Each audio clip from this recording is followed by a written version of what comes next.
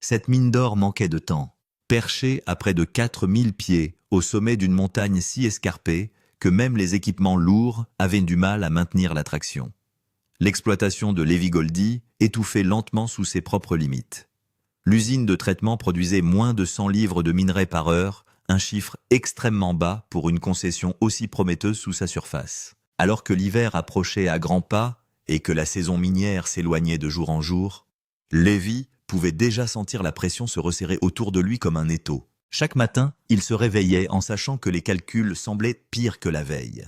Les coûts du carburant ont continué à augmenter, les réparations des équipements ne semblaient jamais s'arrêter.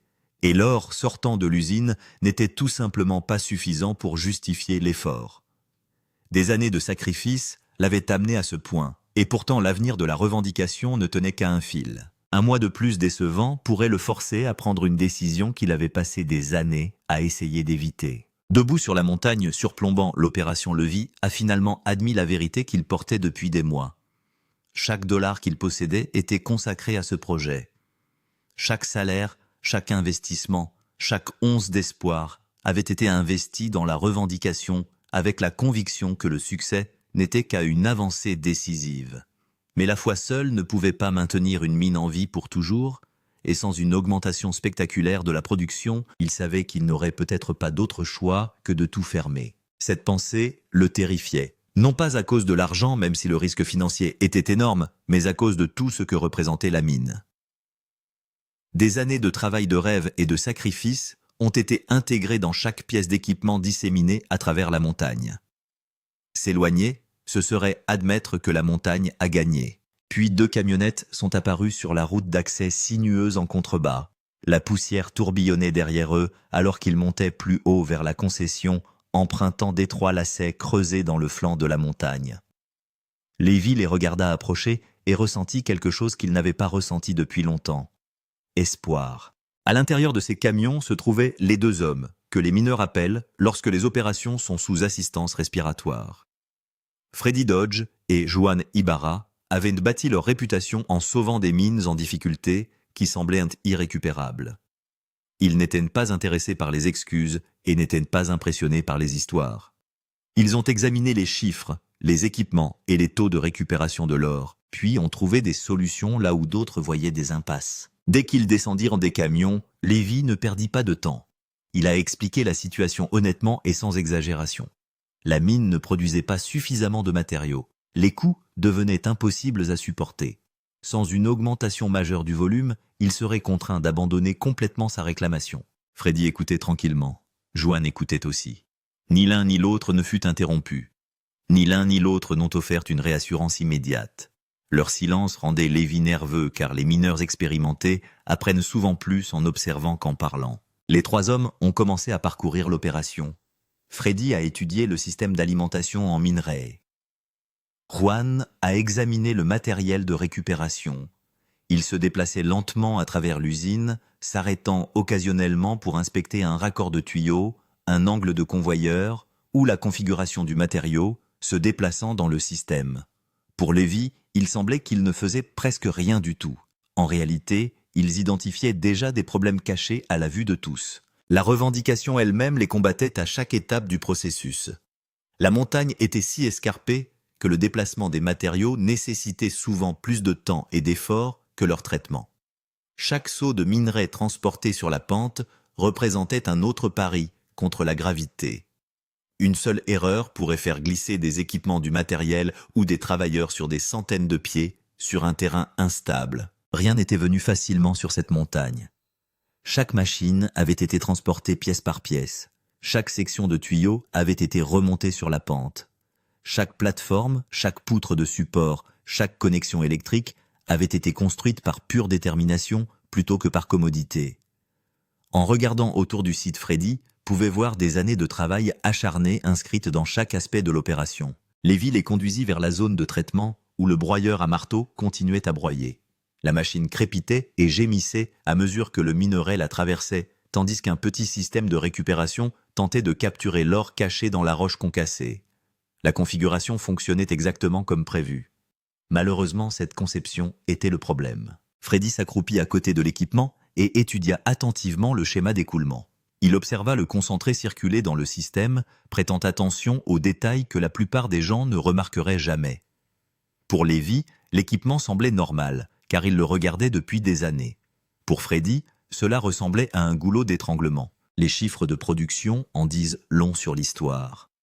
Moins de 100 livres par heure pourraient maintenir en vie une activité de loisir, mais cela ne soutiendrait jamais une entreprise minière sérieuse. Pas sur une montagne avec autant de potentiel. Pas avec ses coûts de fonctionnement. Pas avec l'hiver qui approche à grands pas. Le plus difficile était de savoir que l'or était réellement là. Lévi avait déjà prouvé que la déclaration contenait des éléments précieux. La question n'a jamais été de savoir si la montagne contenait de l'or. La question était de savoir s'il pourrait en récupérer suffisamment avant la fin du temps imparti. En un temps étonnamment court, Freddy et Juan sont parvenus à leur conclusion. Le problème n'était pas le minerai, le problème n'était même pas l'équipement lui-même. Le vrai problème était la façon dont tout avait été configuré ensemble. Le système fonctionnait, mais de manière inefficace. Freddy commença à expliquer une solution qui attira immédiatement l'attention de Lévi. Au lieu de s'appuyer sur la configuration actuelle, ils installeraient une spirale de concentration conçue pour séparer plus efficacement les matériaux lourds. La boue de minerai entrerait par le haut, coulerait vers le bas à travers la spirale et séparerait naturellement le concentré précieux des déchets avant d'être introduite dans un système de collecte dédié. Parallèlement à ce changement, ils ont recommandé de mettre à niveau le processus de récupération avec une écluse correctement dimensionnée, capable de gérer un débit nettement plus élevé. L'objectif n'était pas une récupération parfaite. L'objectif était le volume. Un pourcentage de récupération légèrement inférieur sur 4 fois plus de matériaux produirait quand même beaucoup plus d'or qu'une récupération presque parfaite sur presque rien. Cette idée remettait en question tout ce sur quoi Lévi se concentrait. Depuis des années, il craignait de perdre de petites quantités d'or à cause du système. Freddy a immédiatement vu la situation dans son ensemble. Il valait bien mieux perdre 10% d'un volume énorme que récupérer 99% d'un volume trop petit pour avoir de l'importance. Alors que la conversation se poursuivait, Juan détourna son attention vers un autre problème. Ce n'était pas du tout à l'intérieur de l'usine de transformation. C'était à l'intérieur même de la montagne. Plus Lévi suivait la veine en profondeur, plus la roche devenait dure. Le petit marteau rotatif sur lequel il comptait lui avait bien servi au début, mais les sections les plus profondes du gisement devenaient de plus en plus résistantes. Chaque pas de progrès nécessitait plus d'énergie, plus de temps et plus de frustration que le précédent. Lévi savait exactement de quoi Juan parlait. Il en ressentait l'évidence chaque soir lorsqu'il se mettait au lit épuisé. Ses poignets lui faisaient mal, ses épaules le brûlaient. Certains jours, c'était comme si la montagne luttait activement contre toute tentative d'extraction de son trésor. Juan sourit car il avait déjà une solution en tête. De retour chez lui, il connaissait un spécialiste nommé Travis qui travaillait beaucoup avec les systèmes de dynamitage contrôlés.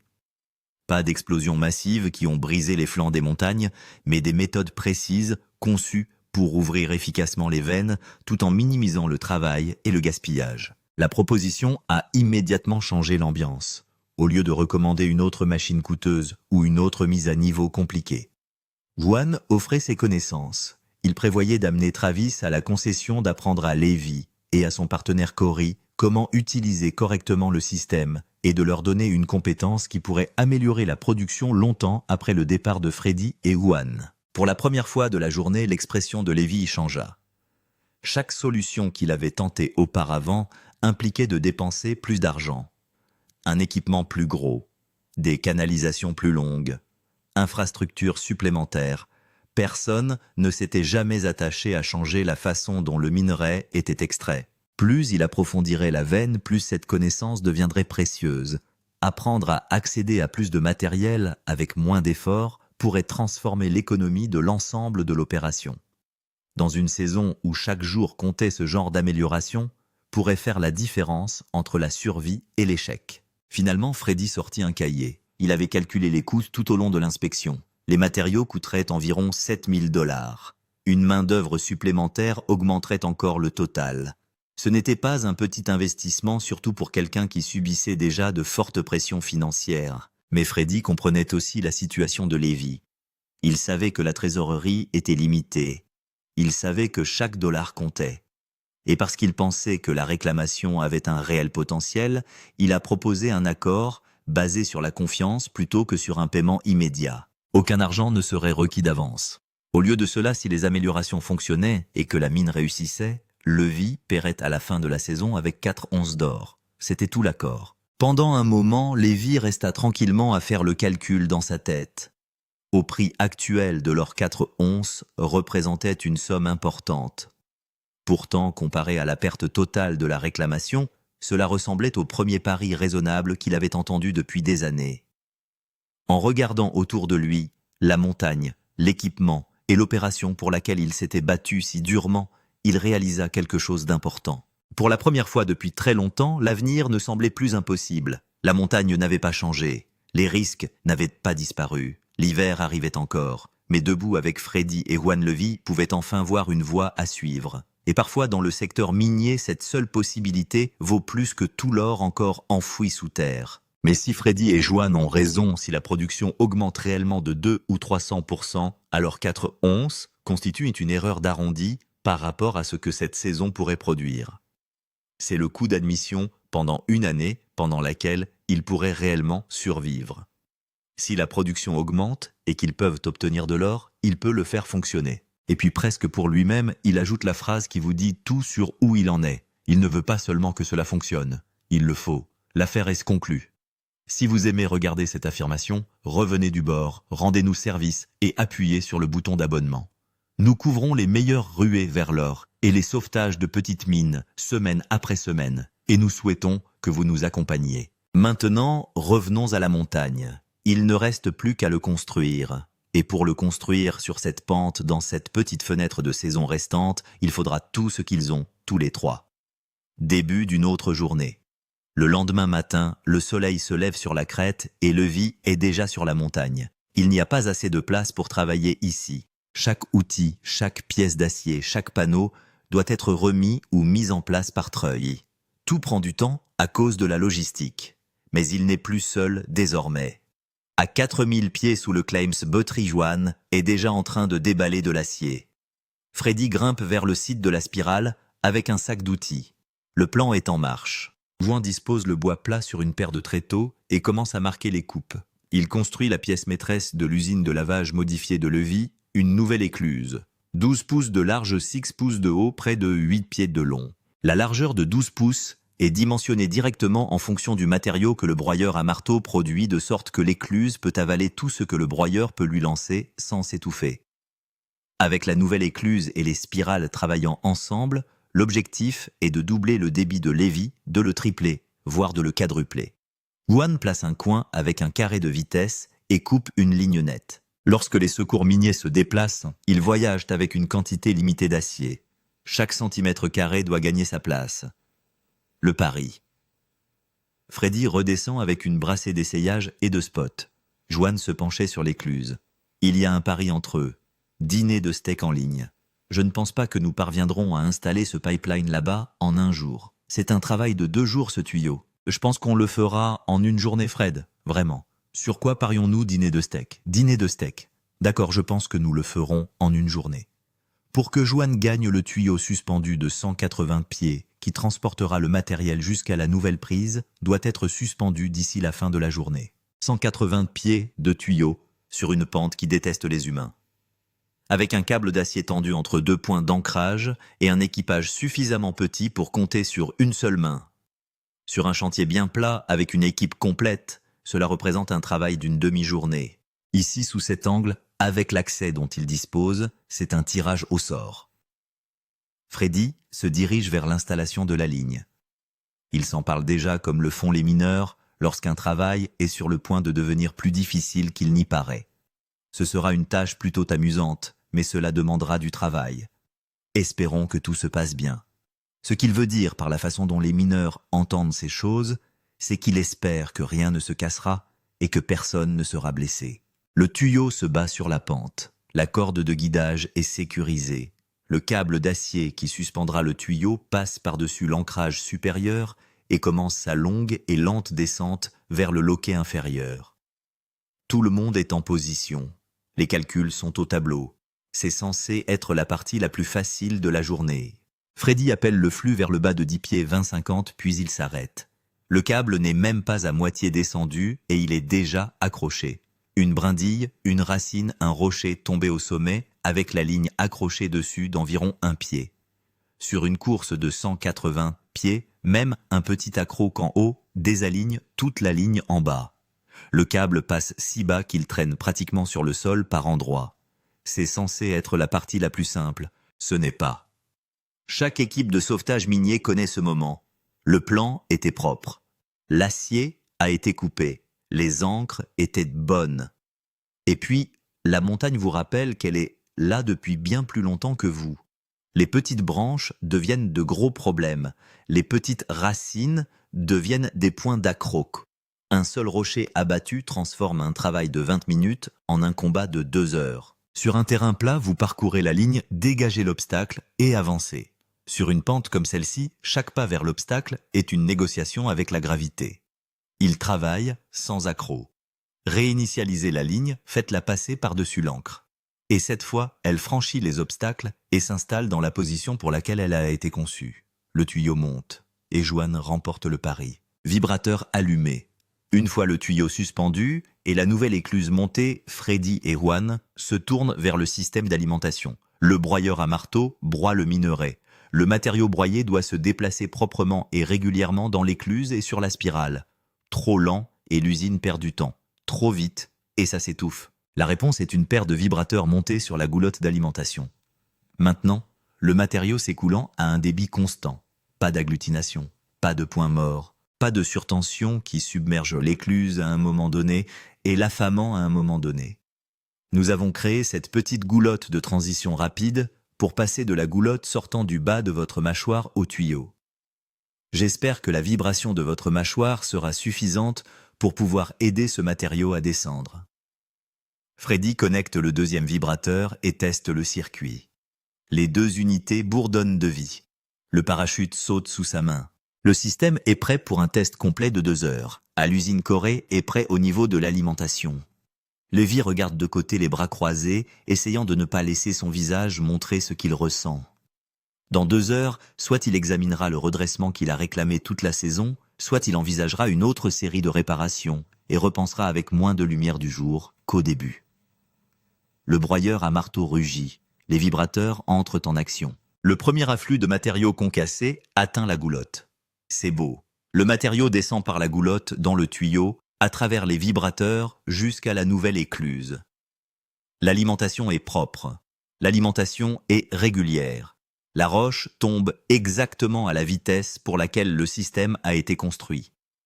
Chaque élément de l'usine que Freddy et Juan ont construite au cours des 2 derniers jours fait son travail. Tout fonctionne parfaitement. La première casserole. Freddy attrape une poêle en or et prélève un échantillon à l'extrémité arrière de l'écluse. Les résidus, les trucs qui sortent de l'usine. Si l'écluse fonctionne, cette cuvette doit être propre. Tout or qui s'est échappé apparaîtra sous forme de couleur en bas. Quelques flocons jaunes sur du sable noir signifieraient que l'or s'échappe.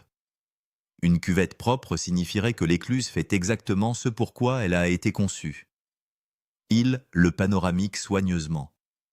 Des tourbillons s'inclinent, observe l'eau emporter le sable léger et laisser les plus lourds derrière elle. Il l'a fait des milliers de fois sur des dizaines de réclamations. Le mouvement est si automatique qu'il ne ressemble même pas à du travail. Les seules choses qu'il surveille sont celles qui ne devraient pas être là. Après 3 analyses, il n'a pas vu un seul grain d'or dans les résidus. En haut de la ligne, Juan effectue le même test sur le flux de déchets sortant de la spirale. Et ses casseroles reviennent vides aussi. Les 2 systèmes capturent l'or au lieu de le laisser s'écouler vers l'arrière. C'est la première vraie réponse qu'ils obtiennent de la journée. Et c'est celui dont ils avaient besoin. Freddy recule et regarde la plante dans son ensemble. L'eau coule. Les vibrateurs bourdonnent. La matière coule. Il fait des calculs rapides dans sa tête. À l'heure actuelle, l'usine ne fonctionne qu'à 25 voire 30% de sa capacité réelle. À mesure que Lévi et Corée apprendront à le pousser à sentir où se trouvent que les bords, ils seront capables de presque doubler ce qu'il fait déjà, sans changer une seule pièce d'équipement. Juste en devenant plus courageux avec l'accélérateur, Lévi se tient sur le côté silencieux. Il a consacré des années de travail acharné à cet endroit et plus d'argent qu'il ne voudrait en compter. Et pendant longtemps, chaque progrès avait l'impression d'être annulé par le problème suivant. Chaque pas en avant s'accompagnait de 2 pas en arrière. Chaque bonne journée sur cette montagne semblait en entraîner 2 mauvaises. Chaque percée était suivie d'une panne. Pour la première fois de la saison, il semble que la montagne soit de son côté, mais des casseroles propres au fond de l'écluse ne prouvent que la moitié de l'équation. L'écluse ne perd pas d'or. C'est bon, c'est essentiel. C'est ma 3e casserole au bout de l'écluse. Je n'y ai pas encore vu le moindre grain d'or, ce qui est sacrément bon signe. Cela signifie que l'écluse fonctionne très bien, mais il ne dit pas quelle quantité d'or se trouve réellement dans les rapides jusqu'à ce que le concentré atteigne le plateau et que le plateau touche la balance. Personne dans cette opération ne sait si les 2 dernières heures ont produit un chiffre qui sauve la saison ou simplement une version légèrement meilleure de rien. 2 heures plus tard, le broyeur à marteau s'arrête. Les vibrateurs se sont coupés. L'usine se calme par étapes. Eau, puis l'acier, puis le calme. Pour la première fois depuis 2 heures, vous pouvez à nouveau entendre le vent dans les pins et le léger gémissement du câble d'acier au-dessus de vous alors qu'il se stabilise. Vient maintenant la partie qui fait ou défait toute la journée. Le nettoyage. Levi se dirige vers le bout de l'écluse. Sa voix est basse. Il espère juste que tout va bien là-bas et que l'or sortira par l'autre bout parce qu'il compte vraiment dessus. Pas dans un sens général. À la fin d'une saison spécifique, conservait la revendication ou perdait son sens. Il soulève les fusils, rince les nattes, verse le concentré dans une casserole. La bouillie tourbillonne, le sable noir s'installe, et en dessous, la couleur commence à apparaître. Cette fois, il y a beaucoup plus d'or que lors de la dernière manche, assez pour peser réellement. Avant, il y avait à peine une trace dans la poêle. Le genre de trace que vous désignez et prétendez avoir une signification. Il y a maintenant un montant que vous pouvez voir sans plisser les yeux. Jaune contre noir. Poids réel. Le genre de pan qui met fin aux disputes. Et la raison est le volume. Sur l'ancienne configuration, il courait peut-être 150 livres dans une fenêtre de 2 heures. Peut-être même pas ça. Cette course a dépassé près de 500. Plus de 3 fois le débit d'une usine qui n'existait pas sous cette forme il y a 48 heures. Freddy et Joan pensent tous deux qu'ils pourront pousser encore plus fort une fois que Lévi et Corey seront à l'aise avec les commandes. Peut-être le doubler encore. Lévi laisse échapper un souffle qu'il ne savait pas qu'il retenait. Il a regardé beaucoup d'orpaillage dans sa vie. La plupart d'entre eux lui ont dit qu'il avait toujours des ennuis. Celui-ci lui dit quelque chose de différent. Mais voir de l'or dans la poêle n'est pas la même chose que savoir ce qu'il pèse. Minute de vérité. La casserole va sur la balance. L'affichage numérique passe par des zéros. Tout le monde se penche. Personne ne respire. Les chiffres grimpent. Un peu au début, et puis plus. Puis encore plus à mesure que l'échelle se stabilise. 0.02, 0.05, 0.07, 160 $ d'or en une seule course de 2 heures. Environ 50 fois ce que l'usine de Levi's a produit lors de sa première production. Ce n'est pas une fortune, mais c'est de l'or. Exactement. Eh bien, il y a une somme considérable. 0.02, il y a le 0.05, il y a le 0.07. Il y a 160 $ d'or, les gars. 50 fois, pas 50% de plus. Pas le double, pas triple. 50 fois. C'est le genre de chiffre qui change tout le calendrier d'un mineur, tout un plan, tout un avenir sur une affirmation dont il commençait sérieusement à douter. Le genre de chiffre qui transforme une année décisive d'une menace en une opportunité. Le genre de numéro qui valide chaque fin de soirée sur cette montagne. Chaque dollar investi dans l'équipement. Tous les arguments que Lévi a dû avoir avec lui-même pour savoir s'il devait arrêter. En une seule journée de travail, Freddy et Juan ont augmenté le volume transitant par l'usine de 233%. Sur une semaine de 6 jours. À ce nouveau rythme, la récolte d'or équivaut à 16,28 onces, d'une valeur de 3 864 $. C'est de l'argent réel sur une réclamation qui saignait il y a 1 mois. C'est un loyer, c'est du carburant. Il s'agit d'un nouvel ensemble de revêtements pour le broyeur à boulets. C'est la différence entre clôturer la saison de manière serrée et la clôturer en avance. Et il s'agit d'un numéro hebdomadaire, pas d'une collecte ponctuelle. C'est la partie qui compte. Et Freddy pense qu'ils sont encore loin du plafond. Il a observé le broyeur à marteau à la fin de la course et il est convaincu que Lévy peut atteindre le même 007 en une seule heure, pas en deux. Ce qui doublerait encore le nombre hebdomadaire, ce qui signifie que le chiffre est en marche. L'ampleur actuelle n'est pas le titre, c'est juste le sol. Et à la minute où Freddy et Juan commencent à charger pour partir, Lévy se souvient qu'il leur doit quelque chose. Jour de paiement. Avant que Freddy et Juan ne chargent et descendent la montagne, Lévy les arrête. Il a quelque chose à leur montrer. Cela remonte à un petit conseil que Freddy a donné au passage lors de la construction. Vérifiez les revêtements du broyeur à boulets. Tirez-les. Voyez ce qui se cache dessous le genre de pourboire que des mains expérimentées jettent sans réfléchir, car ils l'ont vu fonctionner sur une douzaine d'autres revendications. La plupart des mineurs hochaient la tête, disaient « merci » et ne le faisaient jamais. Levi l'a fait, et quand lui et Corey ont retiré les revêtements, ils ont trouvé de l'or qui était resté là ignoré pendant tout le temps que les opérateurs précédents faisaient fonctionner le broyeur à boulets environ 1,5 once à 2 onces déjà dans le bac.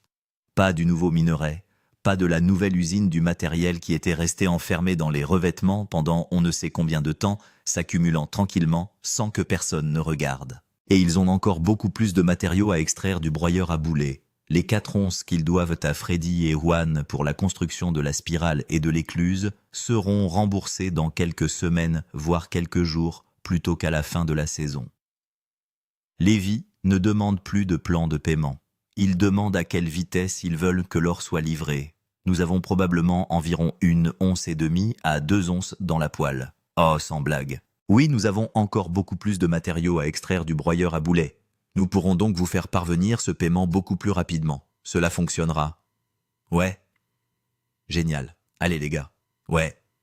Ce seul conseil réalise, Freddy pourrait rapprocher le total de la barre des 40 grammes au moment où ils auront terminé. Rien que du point de vue matériel, les propriétaires précédents sont passés devant. De l'or qui était toujours là, attendant que quelqu'un regarde enfin au bon endroit. Et le broyeur à boulets n'est pas la seule chose sur cette montagne qui cache quelque chose.